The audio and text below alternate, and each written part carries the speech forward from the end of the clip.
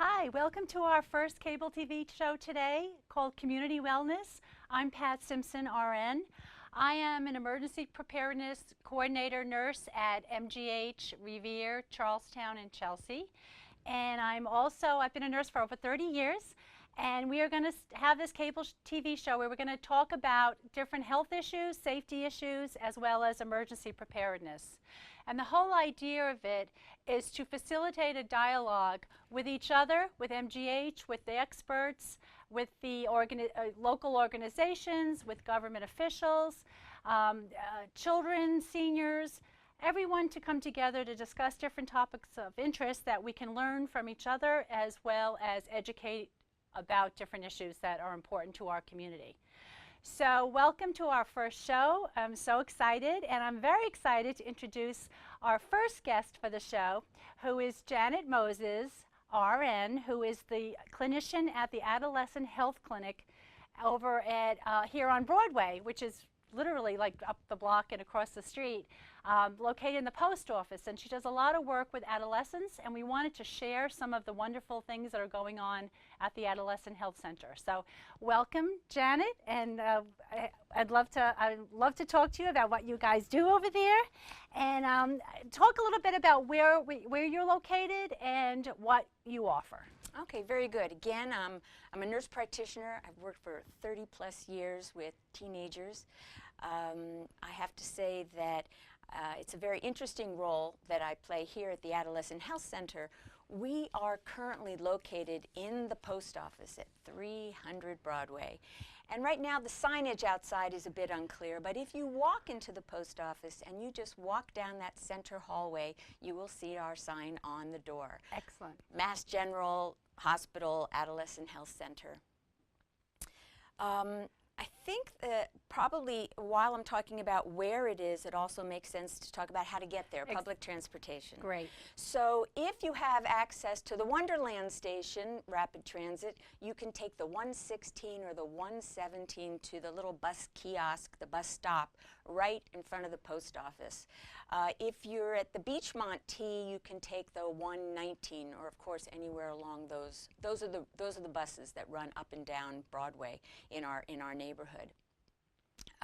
Currently, we are open only Monday through Thursday from 2:30 in the afternoon until 4:30 in the afternoon. And the purpose of that is to respond to high schoolers who get out of school at about 2:30. Excellent. So you're geared to the hours of the after-school adolescents. Yeah, and we're forever trying to be creative about how to.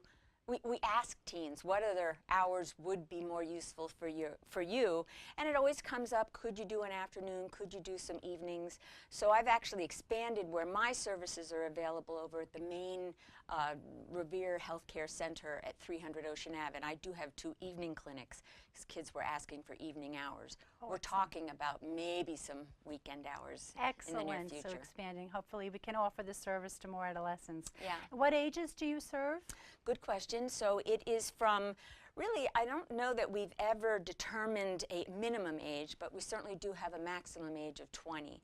I'm going to say that typically 14 years old is where I start to see youth, although we certainly have seen some 13-year-olds over the years. Yeah. So that means, middle schoolers and high schoolers, and of course people who are out of school or in college. Excellent. And do they need insurance? Do they need to have insurance or pay? I love that question. So my very favorite part about the Adolescent Health Service is that I think we have 3 benefits, 3 attributes that really not a lot of services offer. Number 1, we're free. Wow, that's a good price. I think that's really huge because there are going to be teens there who are there, number 2 on the list, confidentially, who really don't want families involved in some of the decisions that are going on at this clinic. And then the third piece is that we're a walk-in clinic. Teenagers mean well. They do make plans. They do make appointments, but they miss a lot of them. Yes. So free, confidential, walk-in are the big benefits. And I think the most important thing about the confidential piece is very often teens want to talk with their families about things that are going on in their lives. But developmentally, it's an age where sometimes it's really hard to talk with parents. And I think it's important to have another adult in the community who they can confide in and, you know, maybe talk about some things they're struggling with. That's wonderful. So you talk to them, you offer them psychological support, and you give them guidance, and you give them tools for education and for making correct choices. Right, and I think that, you know, sort of leads in that I can just basically tell you what our services are. You know, foremost, what adolescence is all about is a time when people are intellectually developing, but emotionally they're still, it's a slow process to grow up. In fact, some of us as adults are not yet emotionally mature. And so a lot of rash decisions are made during that time of life. So the Adolescent Health Service, number one, is really about helping kids with changing bodies and what's on the minds of so many teens, which is really this idea of relationships and intimate relationships. And, you know, it's an important part of life, but it can be a complicated time of life. And so I would say that foremost, what we do at the health center is we really talk to youth about what kind of a relationship are they in, do they want to be in, really making sure that it has the parameters of a healthy relationship. Relationships are complicated. I think that physical intimacy is just one piece of that. Yes. You know, concerning that, you know, we do provide testing, it's free testing for sexually transmitted infections and the treatments for those if we do find that the children have infections. You know, we do counseling around birth control, emergency contraception. We do counseling on getting pregnancy tests, and again, counseling on what to do if you find yourself with a positive pregnancy test. I think really the most important thing that I like to share about the health center is that, yes, if you look at the services that we provide, we are helping teens with their changing bodies and their intimate relationships. But it's much more complicated than that, in the sense that the decisions that teens make around intimacy, about getting physically and intimately involved with another a young person, sometimes it's really not about sex. It's really about an emotional need that's not being met elsewhere. Right. And so I think that, you know, we do sort of what I would call just sort of a wellness screening.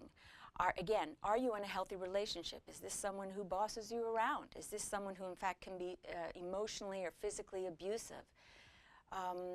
Is this a child who really has a very low self-esteem and is looking for some attention and you know, some approval, but maybe in the wrong place? So I would say that, you know, mental health screening is clearly an important piece of what we do. Substance screening and helping kids get services if they need them.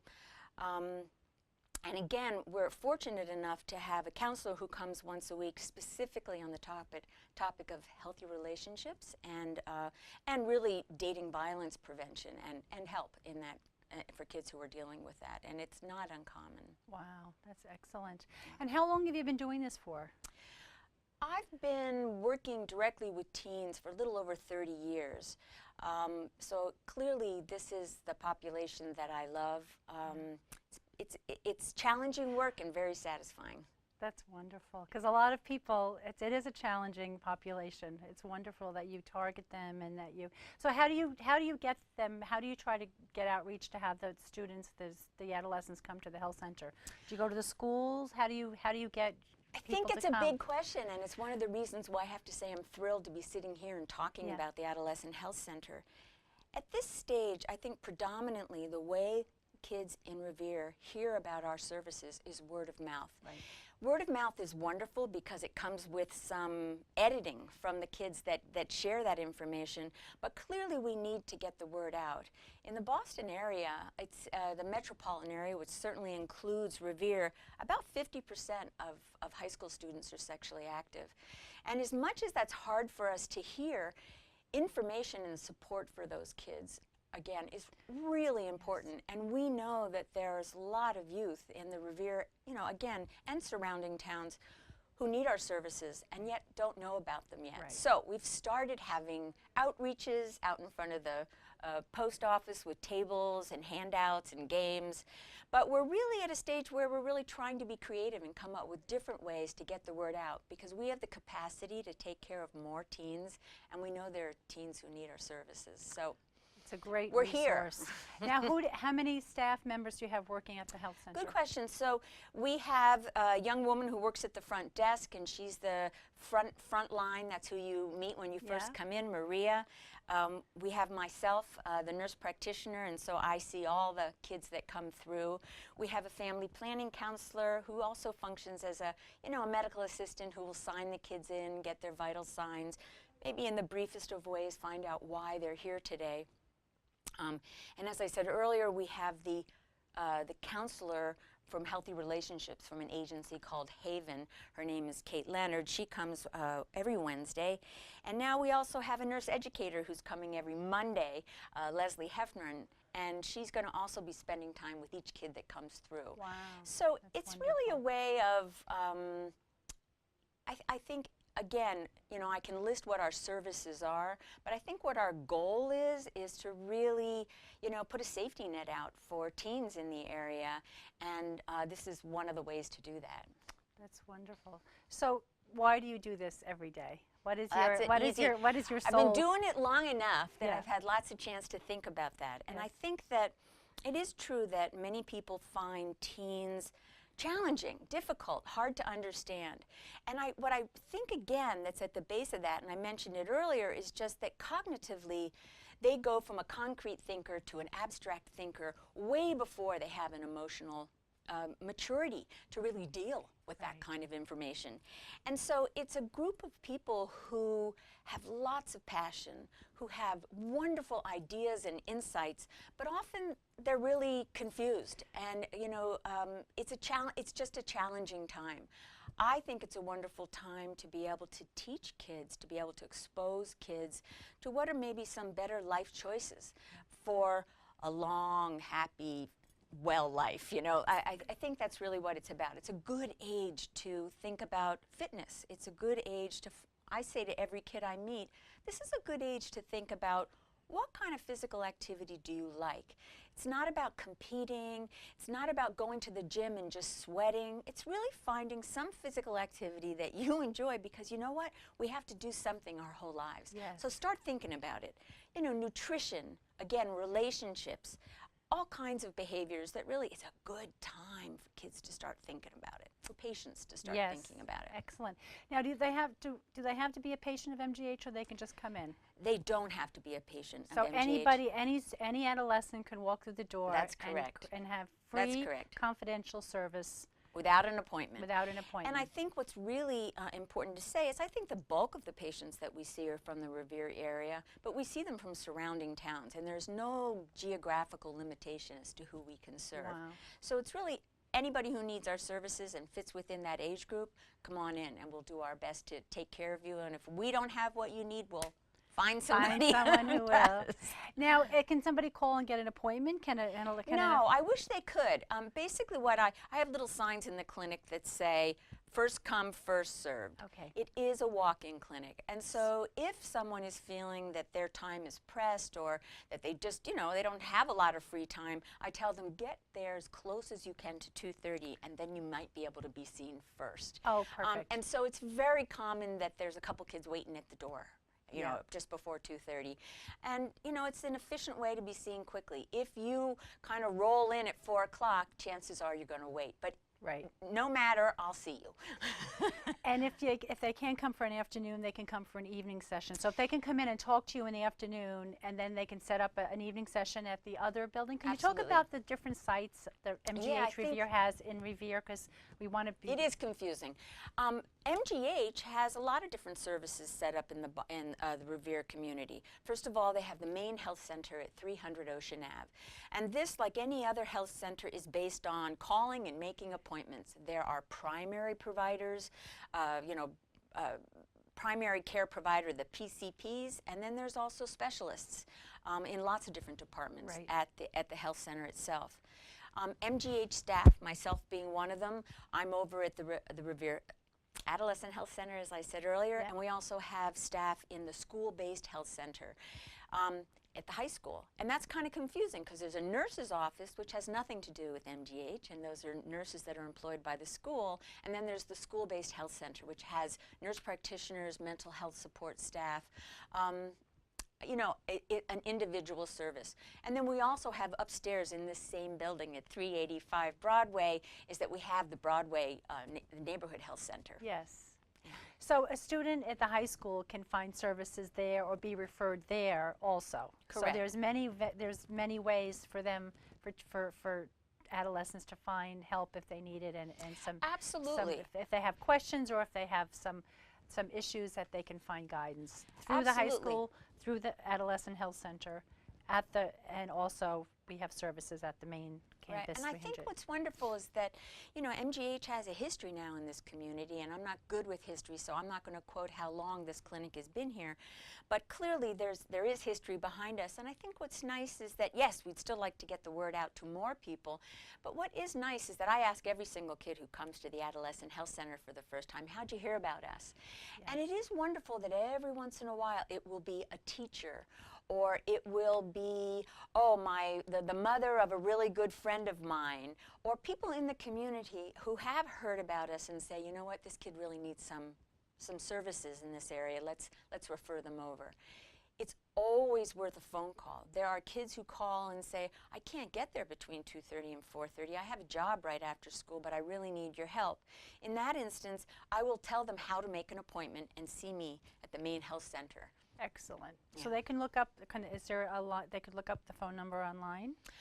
I would sure hope so. You know, Yes. I have to say that I have myself never looked it up, but absolutely. If you just go through Revere MGH, we are on their site, absolutely. And someone will be able to give them the phone number to Yeah. connect them. And even if you just called the main health center, they could give you the Yes. phone number for the Adolescent Health Center, absolutely. Excellent. Great. Yeah.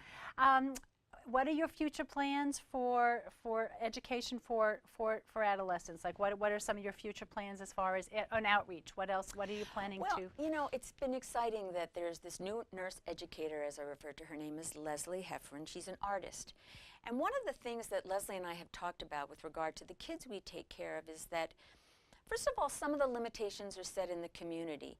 There are not a lot of public places for teens to get together in the Revere area, and that is challenging, especially in the winter months, you know. Yes.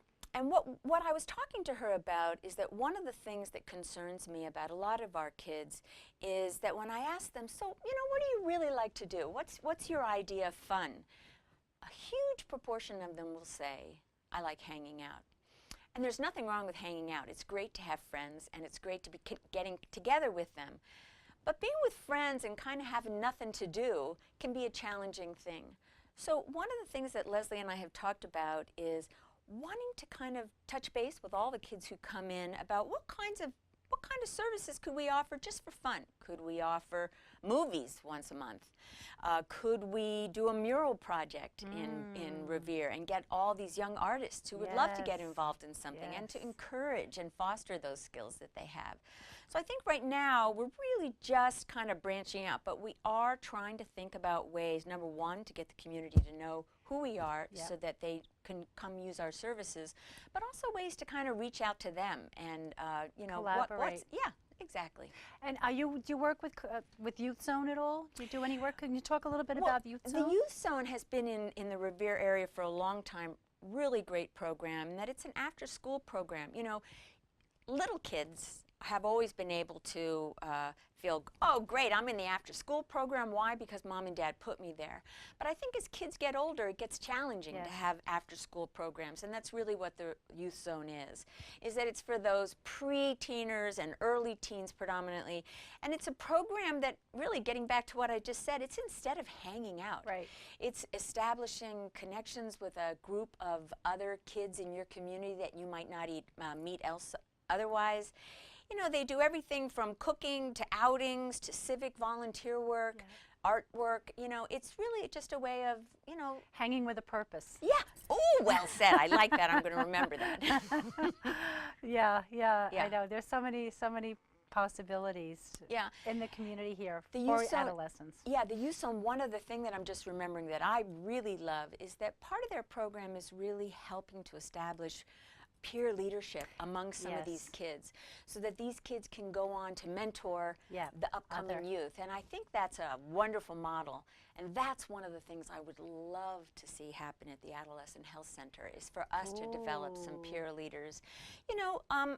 Again, I'm not clear exactly what form that would Yes. take, but we've been really trying to think about what are different ways we can reach these kids. Because you're building organically, you're building with what you have and as you go forward. So hopefully we can build more in the community and collaborate with Youth Absolutely. Zone and other agencies in the city. And that's one of the reasons why I think this show is so important, because what I really want to focus on is how we can collaborate together with the government officials. The mayor is fabulous, and with his office and his programs, how can we really work together, get the schools more involved and working together to Absolutely.